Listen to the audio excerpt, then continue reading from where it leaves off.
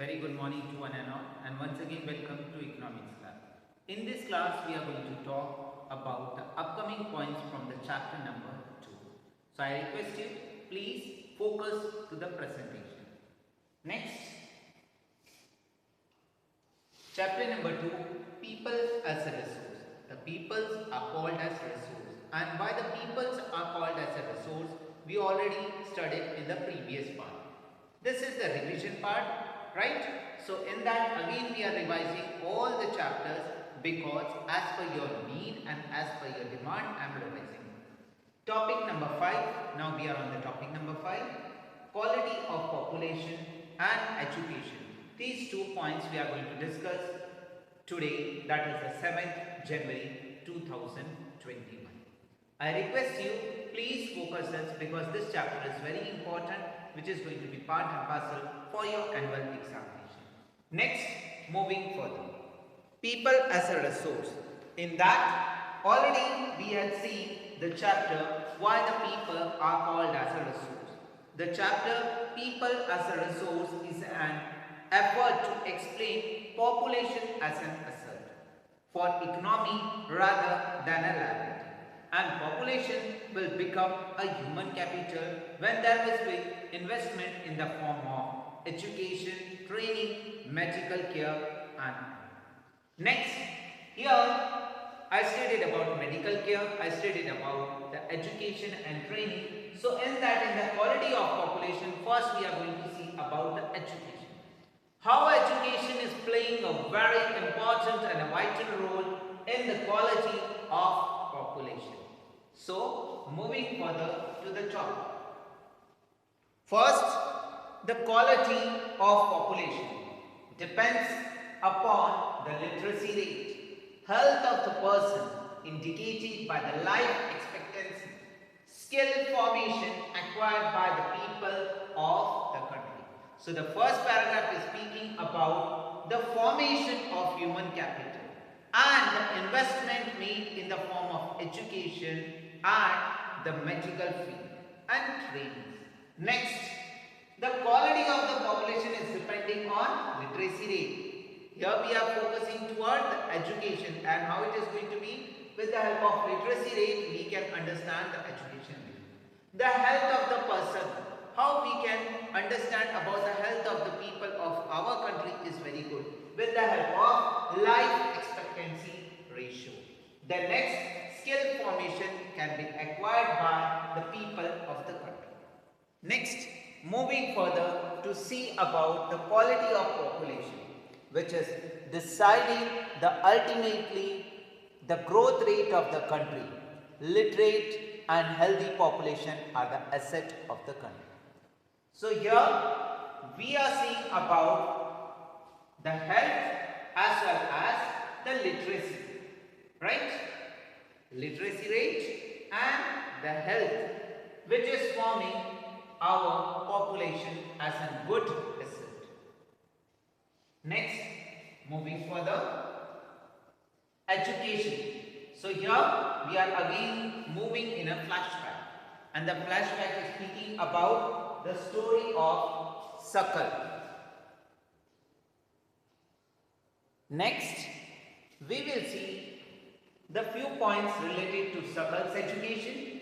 Education of Sakal in the initial year of his life brought him the fruits in the later in the terms of good job and salary.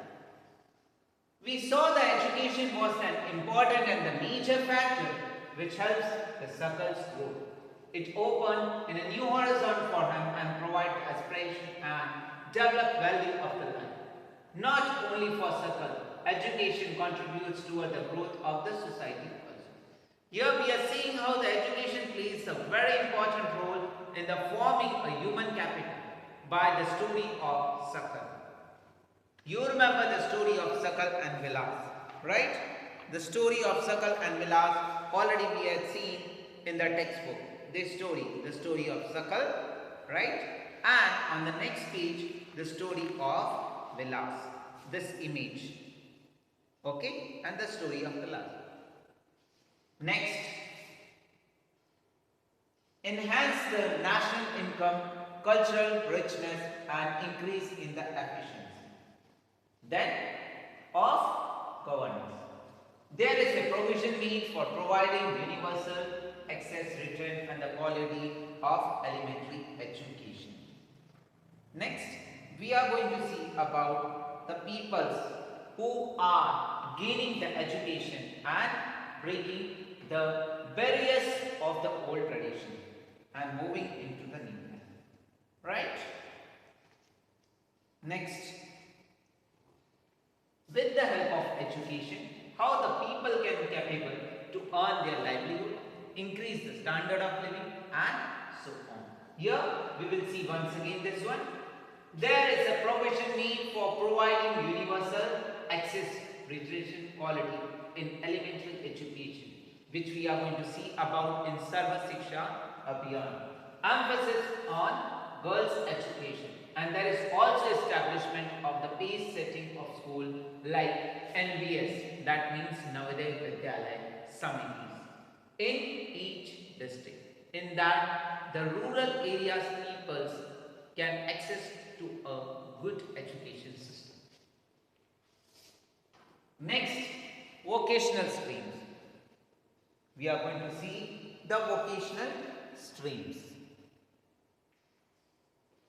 Vocational streams have been developed and equip large numbers of high school students with the occupation related to knowledge and skill. The planned outlay on the education has increased from 151 crore in the first plan to 3766.90 crore. That means the 3966.90 crores in the 11th plan. So you can see the investment made in the education by the government. The expenditure on the education as per the percentage of the GDP rose from 0.64% in 1951-52 to 3.0% in 2015 and 16. Next, and has remained stark around 3% from the past few years. The budgetary estimates as stated in the budget documents of Union State Government, Reserve Bank of the India. The sources are given. So dear cadets, is the point speaking to you how the education playing a very important and vital role in the formation of human capital.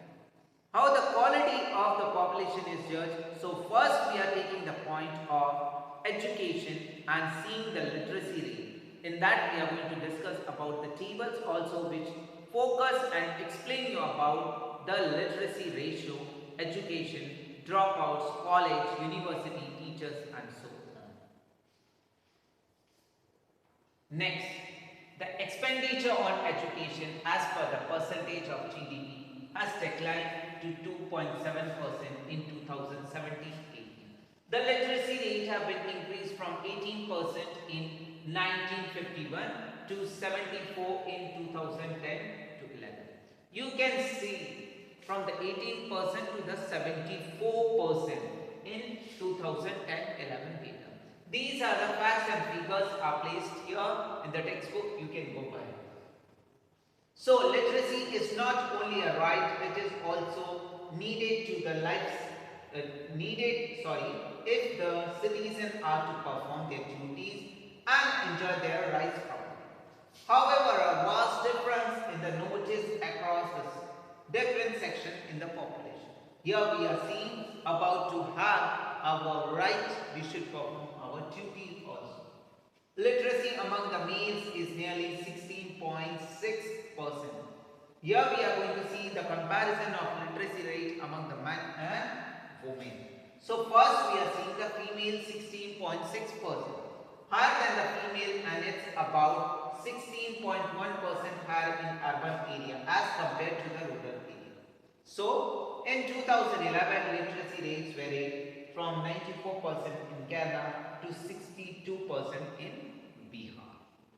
So the data is speaking about the literacy rate, the growth of education fields and on. Next,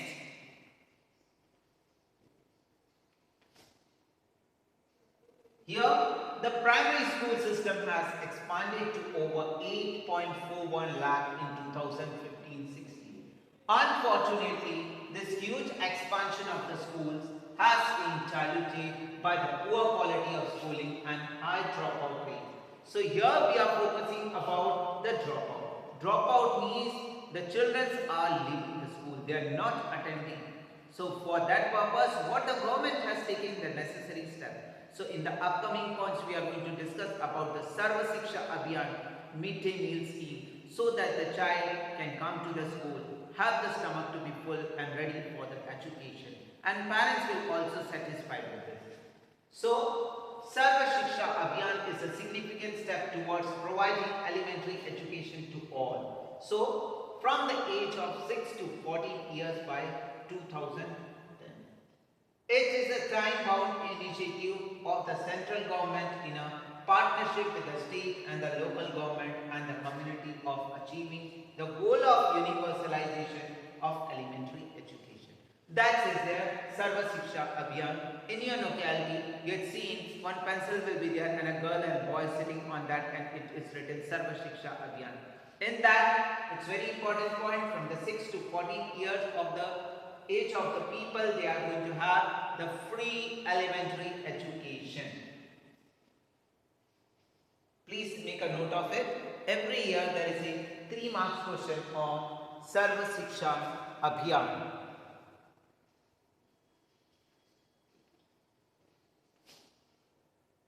Moving further, along with this, with it, bridge courses and back to school campus have been initiated to increase the enrolled elementary education.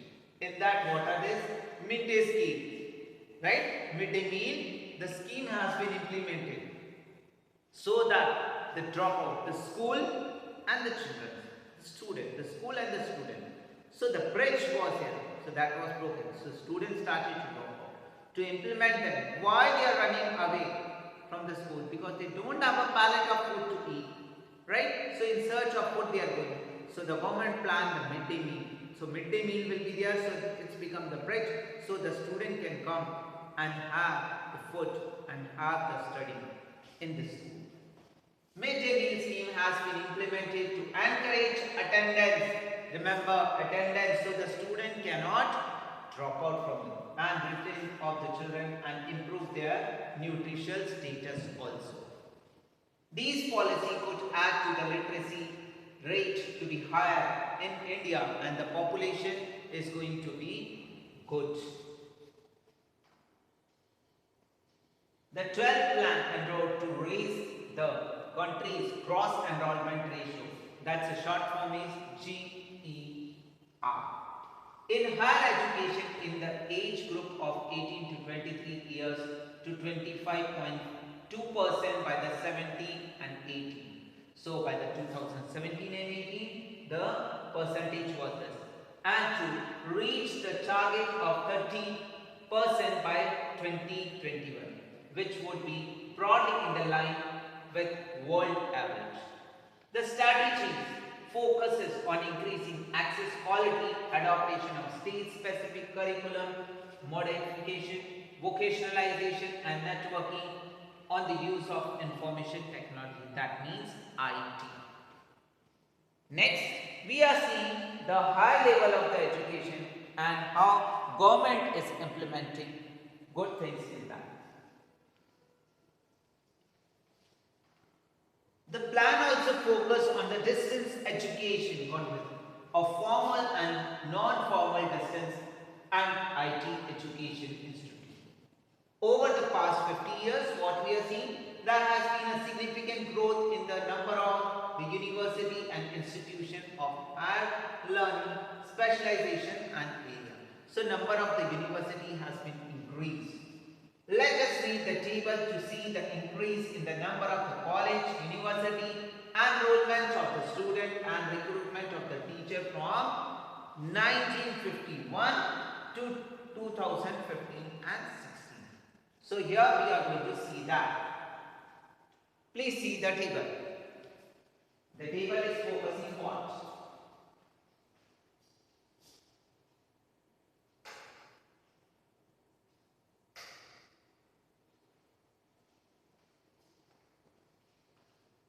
Here we are seeing the table number 2.1. In the table number 2.1, you can see here number of colleges, number of universities, students, teachers in colleges and in universities. So from 1950 to 51, 90 to 91, 98 to 99, 2010 to 11, 12 to 13, 14 to 15, 15 to 16, 16 to 17, 17 to 18 and 18 to 19. Please see this properly. Those who are having the textbook, go through it. Those who are not having this textbook, please from the mobile only take a screenshot and after that please see it. These type of data and the table sources are very important to understand the few concepts of economics terminology. So number of the college you can see here, they are increasing.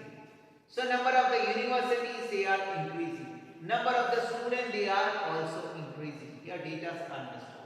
The teachers are also increasing and here these 2 points are here. Then this and decrease. So this data is speaking basically on the number of the institution for the higher education. Here we are talking about higher education and enrollment and the faculty members. And this is the source from where we are having this data. From the University Grant Commission annual report 10 and 11, 12 and 13, 13 and 14 and 15 and 16. Right? So you can see this and understand how the education system is developing.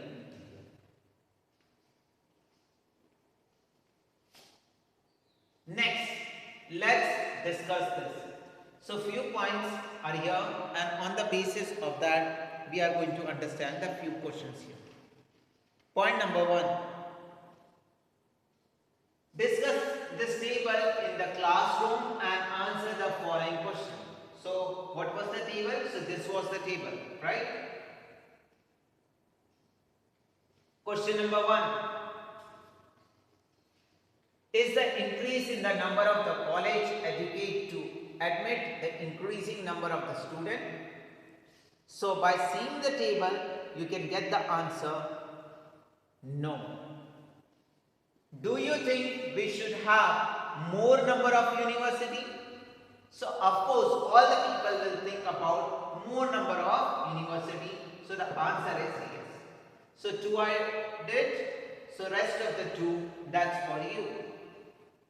What's the third one? Please check out. The third one is speaking. What is the increase noticed among the teachers in the year 1998 to 99? You have to find out the answer from the table by going in the backward slide. Excuse me. Just wait a minute while. So here is the table. From here you can understand from 1998 to 99. Then you have to go to the teachers, right? Here, third one. That is the 342000, right? Then you have to answer this question. Next question. What is your idea about the future college and universities? So, what's your idea? You have to think upon it. What the more?